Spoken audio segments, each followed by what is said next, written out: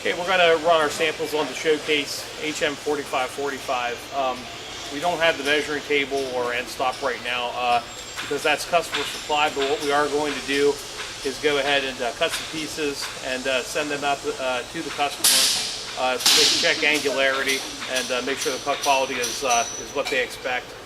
And we'll be sending that to them for qualification. So I'm going to go ahead and just make a couple cuts and you can see the process.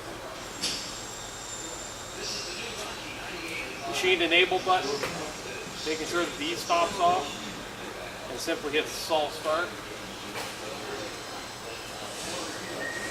Saws are coming up to speed.